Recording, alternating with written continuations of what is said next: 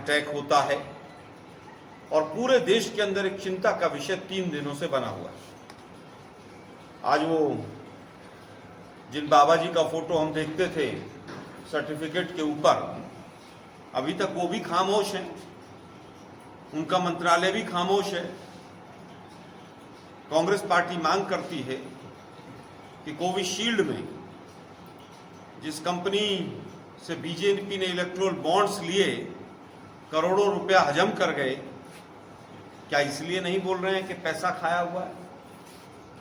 तुरंत प्रभाव से कांग्रेस पार्टी मांग करती है कि सेंट्रल हेल्थ मिनिस्ट्री अपना वक्तव्य, अपना बयान जारी करे कि उनके पास क्या जानकारी है और देश की जनता में जो चिंता है उस चिंता को कैसे दूर किया जा सके। दूसरी चीज यह है कि अगर उनको पता था कि इस तरह के साइड इफेक्ट्स हैं, तो ये बात देश की जनता से क्यों छुपा कर रखी? ये अपने आप में एक बहुत बड़ा विषय है। तीसरा विषय साथियों इलेक्शन कमीशन से रिलेटेड है।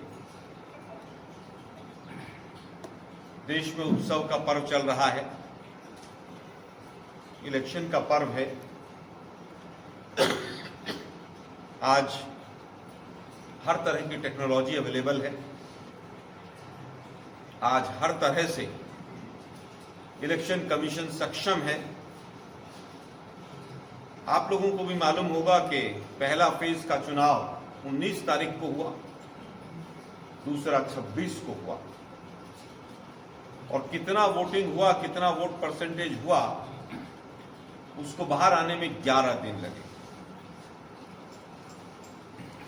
19 तारीख वालों का भी और 26 तारीख वालों का भी एक ही बार में आंकड़ा आता है, और वो भी आधा अधूरा आंकड़ा आता है।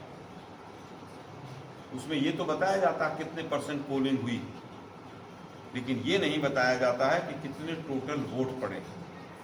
अब मैं कहता हूं 66% किसी बच्चे के अंक आए हैं,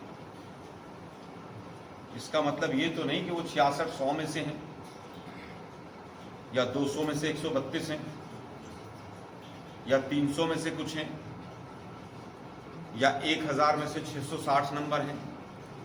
ये तो नहीं पता चलता है।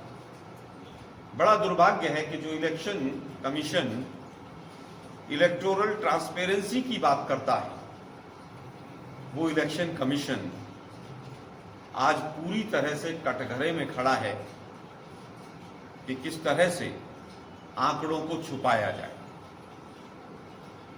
सबसे पहला सीधा सवाल कांग्रेस पार्टी की तरफ से कि पहले फेज के रिजल्ट को बताने में कितना वोटिंग हुआ है, 11 दिन क्यों लगे? क्या प्रोसेसिंग कर रहे थे आप? क्या किया जा रहा था? कौन सा प्रोसेस है आपका जिसमें 11 दिन लगते हैं? और दूसरे फेज के अगर 4 दिन में आ सकते हैं आंकड़े, तो पहले